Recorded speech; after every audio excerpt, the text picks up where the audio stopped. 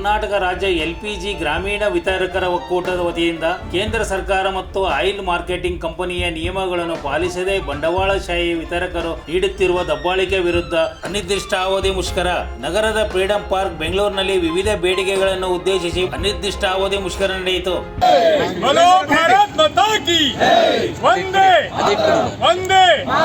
ಕರ್ನಾಟಕ ರಾಜ್ಯ ಎಲ್ಪಿಜಿ ಗ್ರಾಮೀಣ ವಿತರಕರ ಒಕ್ಕೂಟಕ್ಕೆ ಬೇಕೇ ಬೇಕು, ಬೇಕೇ ಬೇಕು. ಎಲ್ಲಿವರೆಗೆ ಹೋರಾಟ, ಎಲ್ಲಿವರೆಗೆ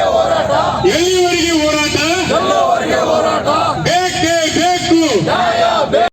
ಬಲೋ ಭಾರತ್ ಮಾತಾ ಕಿ, ಬಲೋ ಭಾರತ್ ಮಾತಾ ಕಿ. ಒಂದೇ ಬೇಕೇ ಬೇಕು.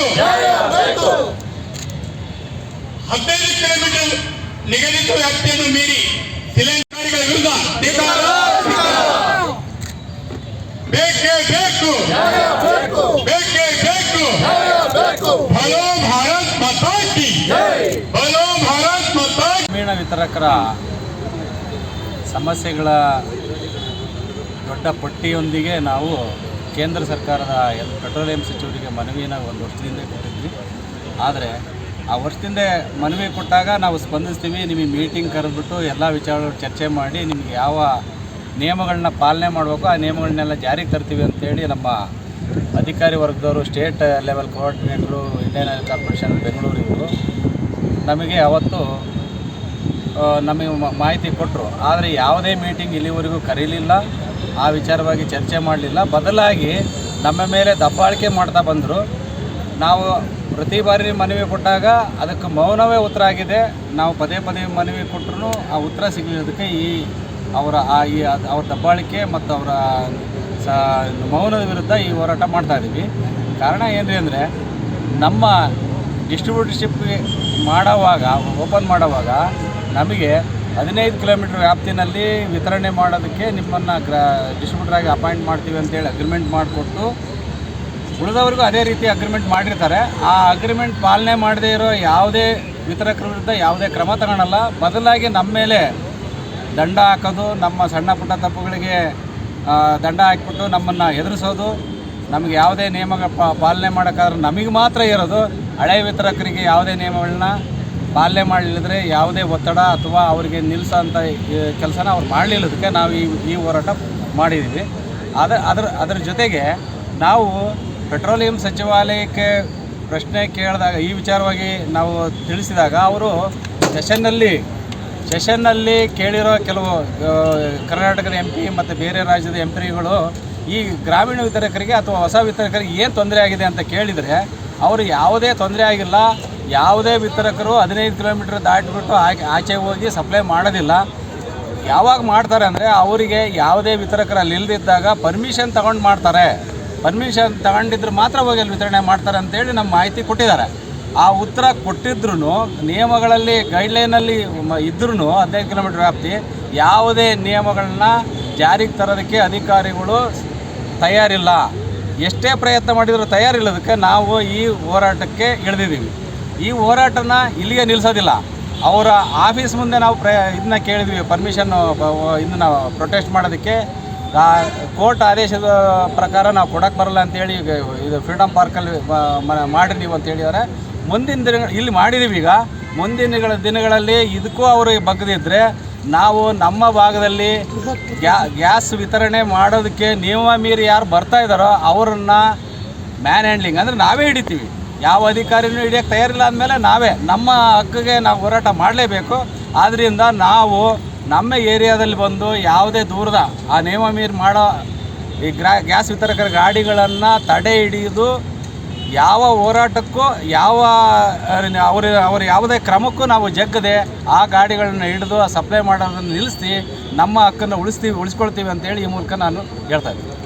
ತಿಪ್ಪಣ್ಣ ಅಂತೇಳಿ ಗ್ರಾಮೀಣ ವಿತರಕ ಫೆಡರೇಷನ್ ಪ್ರೆಸಿಡೆಂಟು, ದಾವಣಗೆರೆಯಿಂದ ನಮ್ಮ ಅಧ್ಯಕ್ಷರು ನಾವು.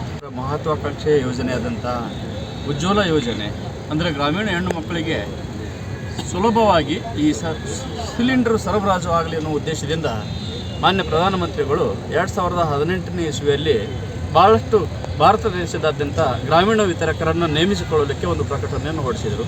ಆ ಪ್ರಕಟಣೆಯ ಭಾಗವಾಗಿ ನಾವು ಒಂದು ಗ್ರಾಮೀಣ ಭಾಗದಲ್ಲಿ ನಮಗೆ ಸೇವೆ ಸಲ್ಲಿಸಲಿಕ್ಕೆ ಇದೊಂದು ಸದಾವಕಾಶ ಹಾಗೂ ನಮ್ಮ ಒಂದು ಬಿಸ್ನೆಸ್ಸನ್ನು ನಾವು ಬೆಳೆಸಬೇಕು ಅನ್ನೋ ಉದ್ದೇಶದಿಂದ ನಾವು ಇಳಿದ ಬೇರೆ ಬೇರೆ ಬಿಸ್ನೆಸ್ಗಳಾಗಲಿ ಬೇರೆ ಬೇರೆ ನಾವು ನೌಕರಿಗಳಾಗಲಿ ಬಿಟ್ಟು ಬಂದು ಈ ಒಂದು ಗ್ರಾಮೀಣ ವಿತರಕ ಕೆಲಸವನ್ನು ನಾವು ಪ್ರಾರಂಭ ಮಾಡಿದ್ದೀವಿ. ನಾವು ಕೆಲಸದ ಪ್ರಾರಂಭದಲ್ಲಿ ನಮಗೆ ಒಂದು ಒಳ್ಳೆಯ ಒಂದು ಸಂತೋಷ ಇತ್ತು. ಯಾಕೆಂತಂತಂದರೆ ಬೇರೆ ಬೇರೆ ವಿತರಕರು ತುಂಬ ಚೆನ್ನಾಗಿ ಅದನ್ನು ಸೇವೆ ಸಲ್ಲಿಸಿ ಅವರು ಕೂಡ ಅವರು ಲಾಭದಲ್ಲಿದ್ದಾರೆ, ನಾವು ಕೂಡ ಅದೇ ರೀತಿ ಲಾಭದಲ್ಲಿ ಇರೋಣ ಅನ್ನುವಂಥ ನಮ್ಮದು ಆಕಾಂಕ್ಷೆ ಇತ್ತು. ಆದರೆ ಇಲ್ಲಿ ಬಂದು ನಾವು ಏಜೆನ್ಸಿ ಸ್ಟಾರ್ಟ್ ಮಾಡಬೇಕಾದ್ರೆ ಸುಮಾರು 60 ರಿಂದ 70 ಲಕ್ಷ ರೂಪಾಯಿ ಬಂಡವಾಳ ಹೂಡಿದಾಗ ನಮಗೆ ಈ ತಿಳಿದು ಬಂದದ್ದು ಏನಂತಂತಂದರೆ ಮುಖ್ಯವಾಗಿ ನಮಗೆ ಗ್ರಾಹಕರು ಬೇಕು. ಆ ಗ್ರಾಹಕರು ಎಲ್ಲಿಂದ ಬರ್ತಾರೆ? ಗ್ರಾಹಕರಲ್ಲೇ ಇರ್ತಾರೆ, ಬೇರೆ ಎಲ್ಲಿಂದ ಬರಲ್ಲ. ಆ ಗ್ರಾಹಕರಿಗೆ ಈಗಾಗಲೇ ಹಳೆಯ ಒಂದು ವಿತರಕರು, ಬಲಾಢ್ಯ ವಿತರಕರು ಅವರು ತಂದು ಆಗಲಾಡಿ ಸಿಲಿಂಡರನ್ನು ಸರಬರಾಜು ಮಾಡ್ತಾರೆ. ಆದರೆ ಕಾನೂನು ಏನು ಹೇಳ್ತದೆ? ಕಾನೂನು ಪ್ರಕಾರ 15 ಕಿಲೋಮೀಟರ್ ವ್ಯಾಪ್ತಿ, ನಮ್ಮ ಒಂದು ಕೇಂದ್ರ ಪ್ರದೇಶದಿಂದ 15 ಕಿಲೋಮೀಟರ್ ವ್ಯಾಪ್ತಿ ಒಳಗೆ ನಾವೇ ಸರಬರಾಜು ಮಾಡಬೇಕು. ಸೊ ನಾವೇ ಸರಬರಾಜು ಮಾಡಬೇಕಾದ್ರೆ ಆ ಗ್ರಾಹಕರನ್ನು ಬೇರೆ ಒಂದು ಆಯಿಲ್ ಮಾರ್ಕೆಟಿಂಗ್ ಕಂಪ್ನಿಯವರು ಅದರಲ್ಲಿ ಬೇರೆ ಒಂದು ಏಜೆನ್ಸಿಯಿಂದ ಅಥವಾ ಹಳೆ ಏಜೆನ್ಸಿಯಿಂದ ಈ ಹೊಸ ಏಜೆನ್ಸಿಯವರಿಗೆ ಅವರು ಟ್ರಾನ್ಸ್ಫರ್ ಮಾಡಬೇಕು. ಸೊ ಈ ಟ್ರಾನ್ಸ್ಫರ್ ಮಾಡಿದಾಗ ಮಾತ್ರ ನಾವು ಸೇವೆ ಸಲ್ಲಿಸಲಿಕ್ಕೆ ಸಾಧ್ಯ. ಆ ಸೇವೆ ಟ್ರಾನ್ಸ್ಫರ್ ಮಾಡಲಿಕ್ಕೆ ನಾವು ವೈಯಕ್ತಿಕವಾಗಿ ಹಾಗೂ ಲೆಟರ್ ಬರೋದು ಹಾಗೂ ಬಂದಂಥ ನಮ್ಮ ಸೇಲ್ಸ್ ಆಫೀಸರ್ಗಳಿಗೆ ನಾವು ರಿಕ್ವೆಸ್ಟ್ ಮಾಡ್ಕೊಂಡಿದ್ವಿ. ಆ ರಿಕ್ವೆಸ್ಟ್ ಮಾಡಿಕೊಂಡ್ರೂ ಕೂಡ ನಮ್ಮ ಈಗ ಮಾಡ್ತೀವಿ, ಆಗ ಮಾಡ್ತೀವಿ, ಇನ್ನೊಂದು ತಿಂಗಳು ಮಾಡ್ತೀವಿ, ಮುಂದಿನ ತಿಂಗಳು ಮಾಡ್ತೀವಿ, ನೀವು ಇನ್ನೂ ಚೆನ್ನಾಗಿ ಇನ್ಫ್ರಾಸ್ಟ್ರಕ್ಚರ್ ಮಾಡ್ಕೊಳ್ಳಿ, ನಿಮ್ಮ ಹತ್ರ ಒಂದೇ ವೆಹಿಕಲ್ ಇದೆ, 2 ವೆಹಿಕಲ್ ಮಾಡ್ಕೊಳ್ಳಿ, ನೀವು ಸ್ಟಾಫ್ ಕಡಿಮೆ ಇದ್ದಾರೆ, ಇನ್ನೂ ಸ್ವಲ್ಪ ಸ್ಟಾಫ್ ಹೆಚ್ಚಿಗೆ ಹಾಕ್ಕೊಡ್ರಿ ಅಂತೆಲ್ಲ ಹೇಳಿದರೆ ಅದರ ಪ್ರಕಾರ ನಾವು ಸ್ಟಾಫ್ ಹೆಚ್ಚಿಗೆ ಹಾಕ್ಕೊಂಡಿದ್ದೀವಿ, ಅಡಿಷನಲ್ ವೆಹಿಕಲ್ ಹಾಕ್ಕೊಂಡಿದ್ದೀವಿ.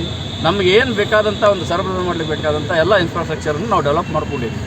ಆದರೂ ಕೂಡ ಏಜೆನ್ಸಿ ಒಂದು ಅಧಿಕಾರಿಗಳು ಹಳೆಯ ಒಂದು ವಿತರಕರ ಅವರ ಒಂದು ಮೋಸ್ಟ್ಲಿ ಮಾಫಿಯಾ ಇರ್ಬೋದು ಅಂತ ಅನಿಸ್ತೈತೆ.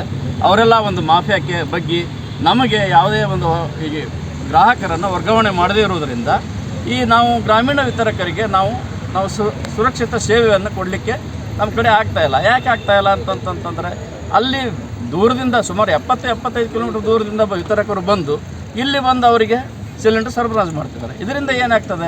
ಅಕಸ್ಮಾತ್ ಅಗ್ನಿ ಅವಘಡಗಳಾದಾಗಲ್ಲಿ ಇಲ್ಲಿ LPG ಗ್ಯಾಸ್ ಲೀಕೇಜ್ ಆದಲ್ಲಿ ಅವ್ರು ಸಿಟಿಯಿಂದನೇ ಬಂದು ಅವರಿಗೆ ಮೆಕ್ಯಾನಿಕನ್ನು ಕಳಿಸ್ಬೇಕು, ಅವರೇ ಬಂದು ಅದನ್ನು ಅಟೆಂಡ್ ಮಾಡಬೇಕು. ನಾವಾದರೆ ಅಲ್ಲಿ ಹತ್ತಿರದಲ್ಲೇ ಇರ್ತೀವಿ, ನಾವು ತಕ್ಷಣದಲ್ಲಿ ನಾವು ಸ್ಪಂದಿಸ್ತೀವಿ. ಸೊ ಹಿಂಗಾಗಿ ಇದು ಒಂದು ಕಾರಣ. ಆಮೇಲೆ ಇನ್ನೊಂದೇನು ಅವರು ಒಳ ಒಪ್ಪಂದ ಮಾಡ್ಕೊಂಡಿದ್ದಾರೆ ಅಂತಂದರೆ ದೂರಿಂದ ಬರುವಂಥ ಒಂದು ಡಿಸ್ಟ್ರಿಬ್ಯೂಟ್ರಿಗೆ ತಮ್ಮ 15 ಕಿಲೋಮೀಟರ್ ವ್ಯಾಪ್ತಿ ಮೀರಿದ ನಂತರ ಪ್ರತಿ ಕಿಲೋಮೀಟ್ರಿಗೆ ₹1.60 ಅಂತೆ ಅವರಿಗೆ ಚಾರ್ಜ್ ತೊಗೋತಾರೆ. ನಾವು ಅಲ್ಲೇ ಹತ್ತಿರದಲ್ಲಿದ್ದರೂ ನಾವು ಚಾರ್ಜ್ ತೊಗೊಳ್ಳೋದು ಅವಶ್ಯಕತೆ ಇಲ್ಲ. ಸೊ ಹಿಂಗಾಗಿ ಗ್ರಾಹಕರಿಗೂ ಕೂಡ ಒಂದು LPG ಕನ್ಸ್ಯೂಮರ್ಸಿಗೂ ಕೂಡ ಇದರಿಂದ ಅವರಿಗೆ ಹೊರೆ ಆಗ್ತದೆ. ಸೊ ಇದನ್ನು ನಾವು ಅದನ್ನು ಮಿನಿಮೈಸ್ ಮಾಡಬೇಕು. ಸೊ ಆ ಒಂದು ಕಾರಣದಿಂದ ಮಾನ್ಯ ಪೆಟ್ರೋಲಿಯಂ ಮಿನಿಸ್ಟರ್ ಹತ್ರ ನಾವು ಈಗಾಗಲೇ ಹೋಗಿ ಮನವಿ ಕೊಟ್ಟು ಬಂದಿದ್ದೀವಿ. ಈ ಒಂದು ಸಮಸ್ಯೆ ಬಗೆಹರಿಸಿ ಗ್ರಾಮೀಣ ವಿತರಕರನ್ನು ಉಳಿಸಬೇಕು ಹಾಗೂ ನಮ್ಮ ಒಂದು ವ್ಯವಹಾರ ಸುಗಮವಾಗಿ ನಡಿಬೇಕು ಅಂತೇಳಿ ಕೇಳ್ಕೊಳ್ಳೋಕೆ ಈ ಒಂದು ಸಂದರ್ಭದಲ್ಲಿ ನಾವೆಲ್ಲರೂ ಮುಷ್ಕರ ಮಾಡ್ತಾಯಿದ್ದೀವಿ. ಸೊ ಈ ಮುಷ್ಕರದಿಂದನೂ ಕೂಡ ನಮ್ಮ ಕೂಗು ಅವ್ರಿಗೆ ಕೇಳಿಸ್ತೆ ಹೋದರೆ ಮುಂದಿನ ದಿನಗಳಲ್ಲಿ ನಾವು ಹೆಚ್ಚಿನ ಪ್ರಮಾಣದಲ್ಲಿ ಮುಷ್ಕರವನ್ನು ಪ್ರತಿಯೊಂದು ಜಿಲ್ಲಾವಾರು ಆಮೇಲೆ ಅಪ್ ಟು ಕೇಂದ್ರ ತನಕ ನಾವು ಇದನ್ನು ಮುಂದುವರಿಸ್ತೇವೆ ಅಂತ ಹೇಳಿಕೆ ಬಯಸ್ತಾ ಇದ್ದೀವಿ. ಆದರೆ ಉಜ್ವಲ ನಾವು ಏಜೆನ್ಸಿ ಸ್ಟಾರ್ಟ್ ಮಾಡೋಕ್ಕಿಂತ ಪೂರ್ವದಲ್ಲೇ ಕೆಲವೊಂದು ಉಜ್ವಲ ಕನೆಕ್ಷನ್ನು ಬೇರೆ ಸಿಟಿ ಡಿಸ್ಟ್ರಿಬ್ಯೂಟರ್ಸ್ ಮಾಡ್ಕೊಂಡಿದ್ರು. ಸೊ ಆ ಸಿಟಿ ಡಿಸ್ಟ್ರಿಬ್ಯೂಟರ್ ಮಾಡ್ಕೊಂಡಿರುವಂಥ ಉಜ್ವಲ ಕಸ್ಟಮರ್ಸನ್ನು ನಮಗೆ ವರ್ಗಾವಣೆ ಮಾಡಿದಲ್ಲಿ ನಾವು ಅವರಿಗೆ ಸರ್ವಿಸ್ ಕೊಡಲಿಕ್ಕೆ ಅನುಕೂಲ ಆಗ್ತದೆ. ವರ್ಗಾವಣೆ ಮಾಡಲಿಕ್ಕೆ ಅವಕಾಶ ಇದೆ. ಮಾಡ್ದಂಗೆ ತಡೆ ಹಿಡಿದಾರೆ.